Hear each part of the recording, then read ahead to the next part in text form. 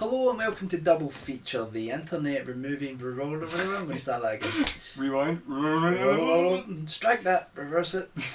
Okay. Hello and welcome to Double Feature, the internet movie review show where a horror whore and an anime addict swap films to persuade each other about how awesome our respective genres actually are. I'm Mike. I'm Alan. And this week I gave Alan... Yes, Mike gave me The Devil Rides Out. Yes! Yes! What a film! Sorry. Which, I have to say, once I got over my initial disappointment that this was not a film about a haunted motorcycle... or a porn. Yeah, I never thought of that, but now that you mention it, yeah. But, this was quite a strange one, because it stars Christopher Lee and another man whose name I cannot remember. It was them and one of their friends. They had this little gang of the three of them, and they promised that they would look out for each other, and one of them has sadly passed away, but his son is now become the charge of the other two. Because they made the promise to their friend, they're looking out for him. And unfortunately, the young man has become involved with the Satanist cult. So it's down to Christopher Lee and the other guy to go and kick some Satanist ass. Yeah, that's what I'm talking about. Yeah, it's all about them trying to protect their friend's son's immortal soul. Pretty much that, yeah. I mean, it's I was quite surprised at how much this show, this film actually reminds me of an episode of The Avengers. Because, for the first sort of 3/4 of an hour or so, I would say it's got that kind of 60s action series kind of vibe to it. And I really like that, because I really like those old shows from the time, that kind of action drama, usually about a man chased by a massive inflatable ball. Quite often, yeah. But, I mean, I just thought this was tremendous fun. I mean, the first 45 minutes are kind of all action, and then... it goes into some slightly sort of darker places after that, but because when they start to investigate the sort of nature of the actual cult itself, they get into the scene later on where they have a seance to kind of drive out the evil spirits. That was quite a strange scene. They draw this is the scene which always stuck with me as a kid. This is one of those films I watched when I was a kid that just I was amazed by it, and I was so happy when I watched it again as an adult that not only did it stand up, it was actually better than I remembered it. But they draw a sacred circle to protect themselves through the night, because the evil Charles Grey, who is this? Is it Charles Grey? Yeah. Is it Mustafa? Makata? That was it. I keep wanting to say Mustafa. Imagine Mustafa from the Lion King sends out his minions. Makata sends out his... Saying that, Charles Grey, do you not see a little bit of resemblance to Mustafa? It just creeps the hell out of me, Charles Grey. I don't know about you. I know, it is creeps the hell out of me. It's a little bit like Richard Lynch that way. It's one of these guys you can't quite look at. And because he sends out his minions, his demons, and he's sending out all his incantations, because he's basically promised these people to the devil. He's promised them their souls. So, and they're within this magic circle trying to protect themselves. Although a little bit weird, like their kids are sleeping upstairs. Yeah, that's the one bit that threw me. It was like they've got like a butler, and it's kind of like, right, we need to draw this magic circle, and we need to have all these incantations and these candles, and now we must stay here, and he's a trickster, he will try and trick us out of the circle, and our immortal souls are in peril. Butler, Jeeves, take Bobby and Sarah upstairs and make sure they had their warm milk before they go to sleep. It kind of takes me a little bit odd, that. I mean, I think that's a censor thing. That's a good Hammer point. get hit so many times by the Catholic League of Decency or something like that. It wouldn't be, what was the name of Eric Whitehouse's organisation? Were they around at the time? Was it I think it was abbreviated to cunts.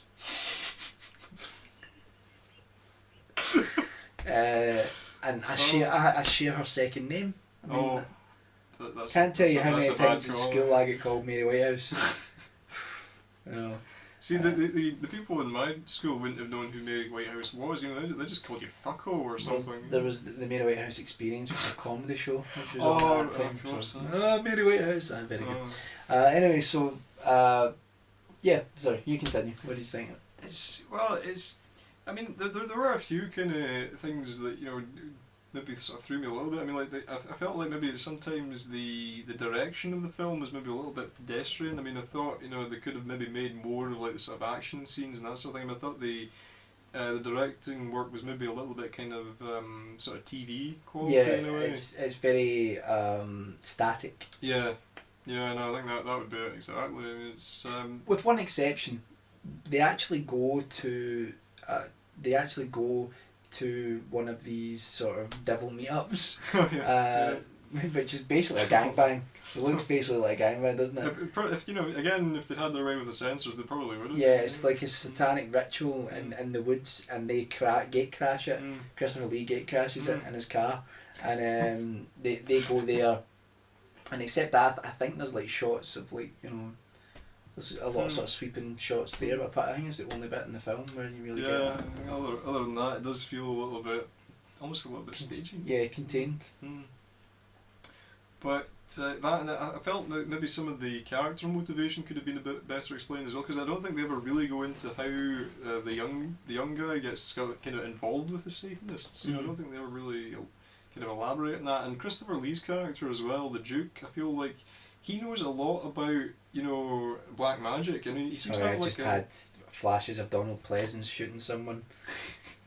And you said the Duke. Sorry. The King of New York. Yeah. Sorry. But random reference. Apologies. Escape from New York. You are the Duke. But because he knows so much about black magic, but they never quite sort of elaborate on how he comes to know all this. I mean, you get the feeling that maybe he's done a little bit of dabbling, but the film never really explores that. And I thought it might be nice if they'd kind of touched on maybe he's had some sort of experience where he's been into this in the past and he's got out of it. I like the mystery because it was kind of like, how does he know all this? And he's so assured about it. And do you know what? The best bit in the film for me is the opening 10 minutes. There's a scene in the beginning where they basically gate crashed this devil worshippers meet up before they go and do a ritual, and they're trying to basically get the person they're trying to save to join them. And you've got Christopher Lee moving from group to group, listening. They're listening to the people around them and all that to pick up what's going on. And see, at the beginning, Christopher Lee's so self-assured. I'm telling you right now, do you know who I thought of? James Bond. Bizarrely, he was like James Bond in the opening 10 minutes of that film, and I thought, because I can see where you're coming from. I mean, there is maybe a little bit of that about it. And I thought as well, the interesting thing is that I feel kind of Christopher Lee is kind of so focused on what he's doing in a way that he's almost maybe kind of slightly into it and not so much into the plight of the people that they're trying to save.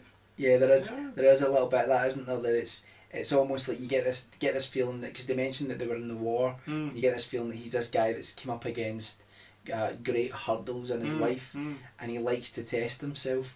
And I don't know if you got the feeling though as well, that as if possibly there was some sort of background to him and Makata. They'd fought before, and then this was them going at it again, But I think it's a really great little film. When people talk about Hammer, they think of Dracula, they think of Frankenstein.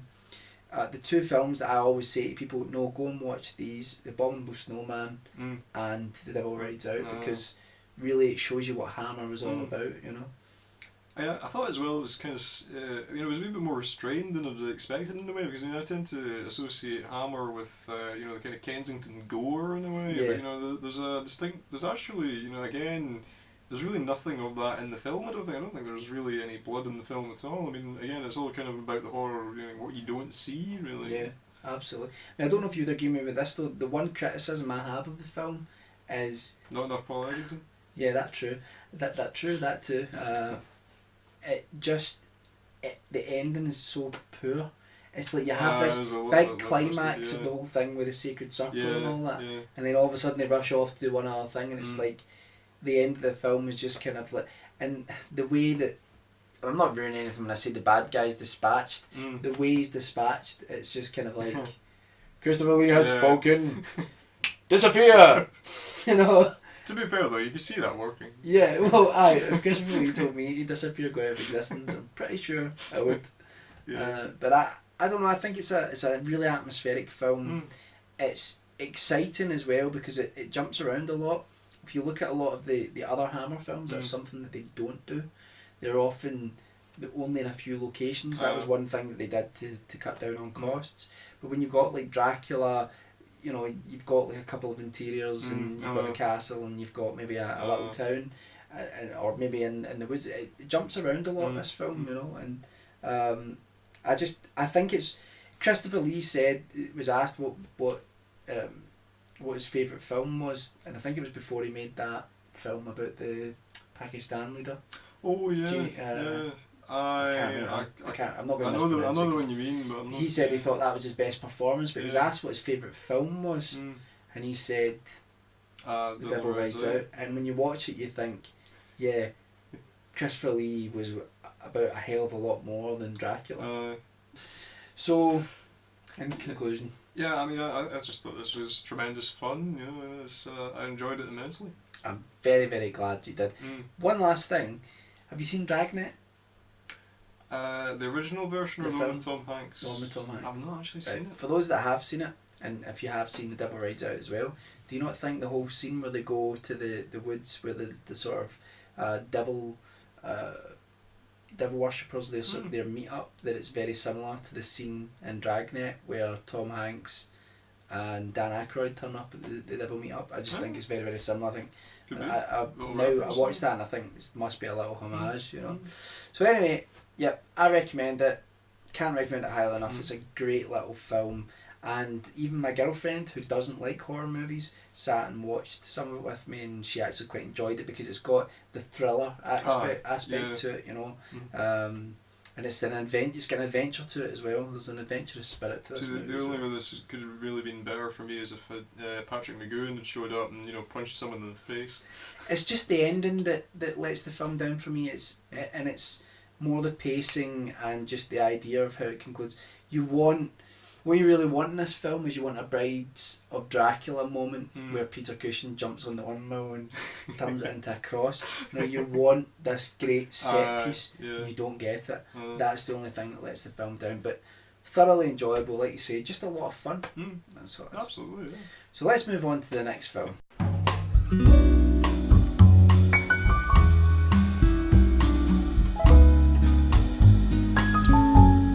Yes, this week I gave Mike Redline. Now I'm going to try to synopsise this. Are you seated? Are you wearing your seatbelt? Then I'll begin. Redline is a film directed by Takeshi Koike. We weren't sure if it was Koike or... I'm pretty sure it was Koike.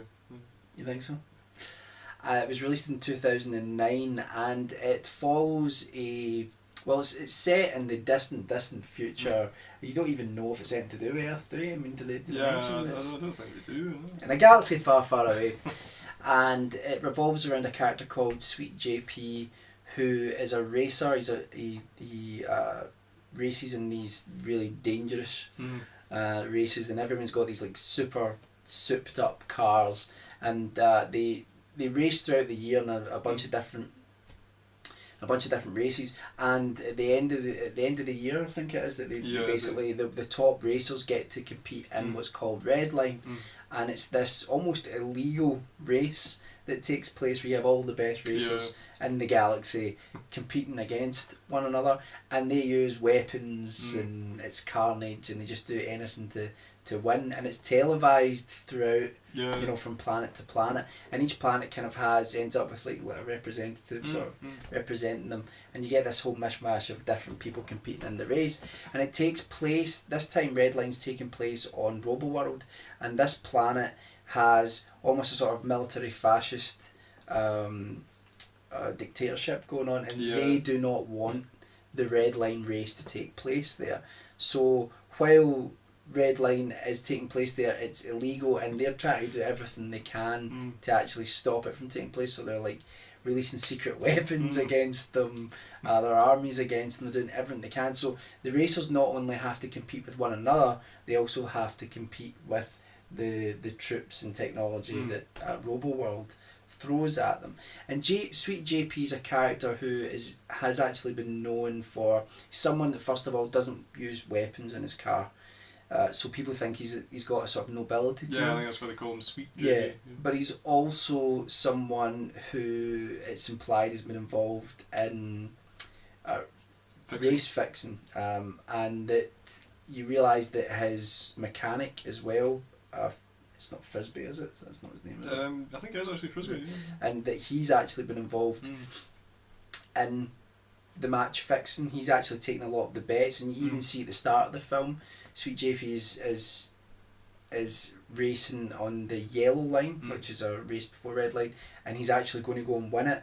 And Frisbee's put an explosive device on the car so that he can't possibly win it. Yeah. And he hits it, and yeah, that's kind of what the film's about. Along the way, Sweet JP meets another racer called Sonashi, who I need to work on my pronunciation.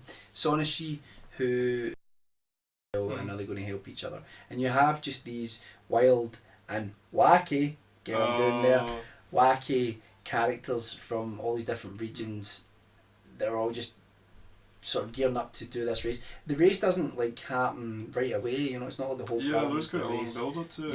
Yeah, but when it does finally hit, it's just sort of absolutely non-stop. I mean, to call this film high octane is probably doing it injustice, underestimating the actual speed of the film.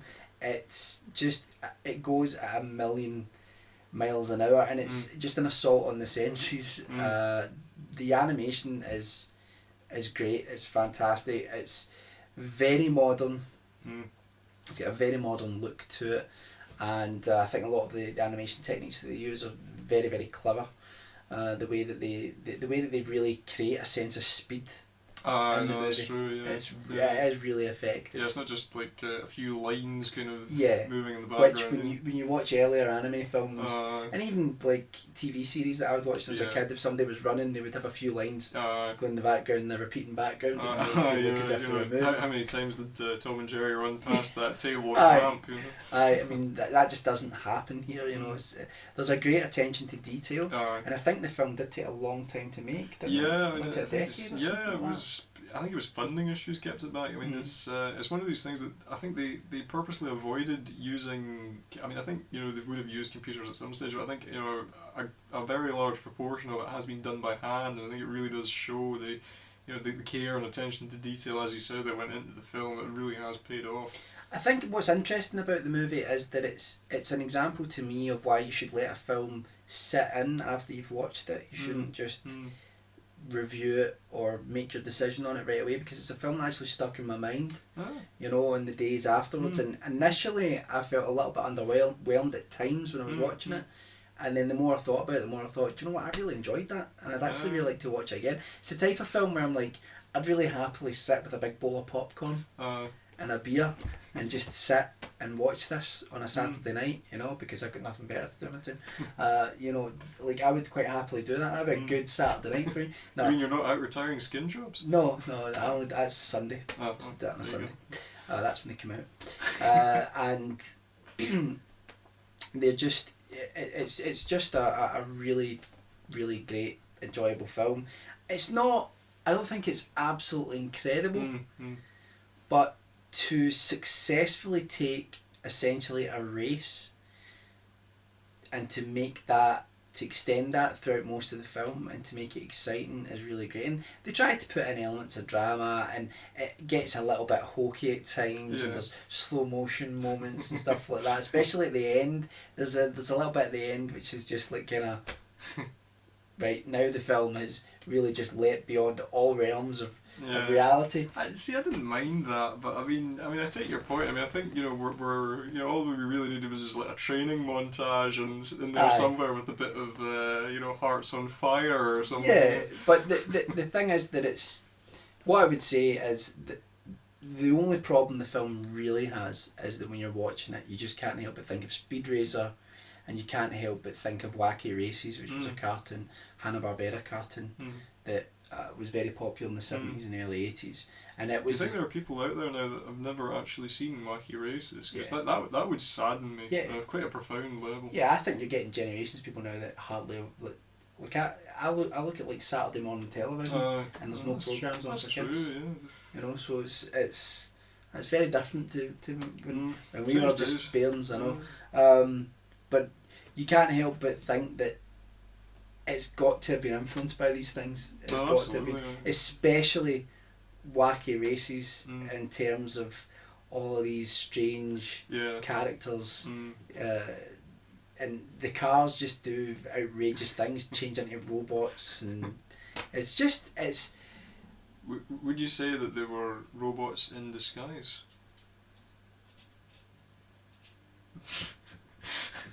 Sorry, go on.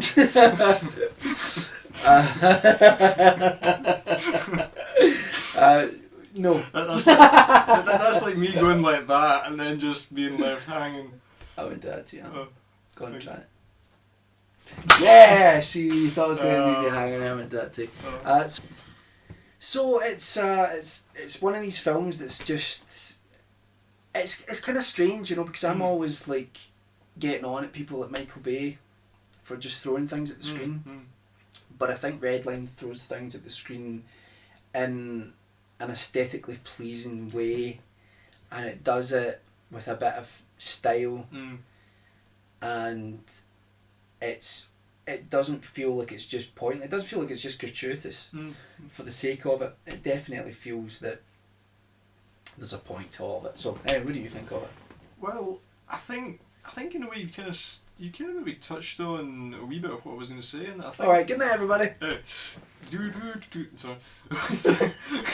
But yeah, I think maybe to some extent, maybe Redline is a victim of its own success. Because I think that this is a film that, particularly before it came out on DVD and Blu-ray here, it was absolutely hyped beyond all belief. Was it? Yeah, because it got a limited cinema release over. I'm so out of touch. Number of And films you've given me that I've never even heard of them. Oh, that's weird. But I'd say this got a limited cinema release over here, and that was actually how I saw the film first. Really? Was in the cinema. Must have been good seeing it in the cinema though. Mate, I can't even begin to tell you. It must have been good seeing it on a big screen. It is. You know, if you ever do get the chance to go and see this in the cinema, I would implore you to go and do that, because that's absolutely the way to see it. It's. I mean, I think I had the benefit of not knowing really anything about the film before I went in to see it, other than the sort of basic premise. And it was one of these things, I wasn't even sure if I wanted to go and see this film at first, because it was like, while the local art house cinema was showing a few, you know, sometimes they have a season of anime films, and I hadn't been to see anything else that time. I thought, I better go and see something. So some of my mates were going to see Redline. I thought, okay, I'll go to that. I'm not so sure about this, I don't know if I'm going to like it. And it was one of the best things I'd seen in the cinema for years at that point, and, you know, I just enjoyed every minute of it. It was just absolutely blown away by the film, and I think must have been good. I think because, you know, there were people that did go and see it that way, that it became so hyped up that when more people did see it, you know, people were starting to feel a little bit let down, because, you know, as you say, the story is functional. You know, I don't think there's anything wrong with it in a way, because it's almost a race film about race films. You know, you've heard this one before. You know, it does what it does. Yeah. It's the guy with a murky past that makes good, you know, it's everything you would expect from that story. But at the same time, I don't think there's anything wrong with making a film like that if you do it well, and I think this film does it very well indeed. I mean, it's obviously been a labour of love, and I think it really does show through. It's just, it's stunningly good fun, you know, I mean, it's a spectacle. Exactly that, yeah, I think that's probably why it works so well in the cinema, to be honest. But yeah, I mean, as well as that, I think it does have a few touches of, you know, you do get the feeling it's a kind of a personal film for the director, because I know that he's put in a lot of references to his earlier work in it as well. Like, there are two characters, Trava and Shinkai, who are one of the other teams, the kind of lobster looking guy and the guy with big ears. They're actually from another series of shorts that the director made earlier on in his career, yeah. And there's also, like, one of the cutaway shots where you see, like, some aliens sitting at, like, a breakfast table are drawn slightly differently. They're from, I think, like an advert or something, I believe, as well. Right. So it's got the feeling that this was, you know, a real labour of love for the director, and I think it's absolutely, you know, why are you watching this review? Go and buy it, go and see it. You know, it deserves that, really. I mean, some people have said that this is the Must have been a nightmare to animate. Oh God, I can't even begin to imagine. I mean, the crowd scenes in this. Think about that. Jeez. But I mean, some people have said that this is like the most important film for anime since Akira to Western audiences, because it has got that power to draw people in. You don't need to know a lot about anime. This is just something that you can go and watch and enjoy it for what it is. And there's some of the kind of the big critics have poo-pooed this suggestion because the film is just a piece of entertainment. There's nothing. There's no real other level to it. You know, there's no subtext or anything like that going on. But I'm sure someone could find one if they looked hard probably, enough. To the critics that would have a go at the film for this, Piffle and Balderdash, Welcome to the 1920s. Yes, I blow my nose at you. Honestly, this is just, it is, as you say, it is what it is. It's just an immensely enjoyable film. Yeah, there's probably not really a lot you can say about it other than it's a spectacle, and it's great fun, and it's funny. I wouldn't say check your brain at the door, because you'll need it to process everything that's going on the screen, and that is what separates it from a lot of the garbage that you get from people like Michael Bay. Sorry, I keep bringing him up. I think it's interesting that this film has gone on to be as popular as it was. I mean, I don't know, maybe it's because I guess it's saying it primarily as a science fiction film and maybe a sports film. There's a very big Western dimension to it. Yeah. I mean, even Sweet GP does. He looks like he's straight out of a 1950s rock and roll film. Yeah, he's got that he's got like the greaser hairdo and everything. But you get that, don't you? In a lot of anime, they have taken Western influences and then just done it their own way. Which I think is excellent. No, what I was going to say is that traditionally kind of sports anime does not do well in the West, but I mean, I don't know whether it's maybe because this isn't like about, like football or baseball or anything. This is something that you can relate to immediately, and that maybe kind of helps it along. Well, I think I really, really enjoyed it, and I would thoroughly recommend it. Like I say, it's a film that's really grown on me. I like it a lot more now than I did my initial reaction to it. Because I was a wee bit worried when you sounded a bit kind of underwhelmed originally. Yeah, I've just completely changed my mind about it. The more I've thought about it, and it's just stayed in my head. And sometimes you get that with films, Who knows? The only other thing I would say is, did it not make you think a little bit of the Milky Way adverts? The red car and the blue car had a race. All red wants to do is stuff his face. It was a little bit like that as well. A lot of influences. I'm sure that was the main influence on Alan. So anyway, that's all for this week. I think Devil Rides Out and Redline are both great films for different reasons, completely different genres. They're both a lot of fun though. Yeah, exactly, and they both have cars in them. Let's see what we did there. Oh yeah.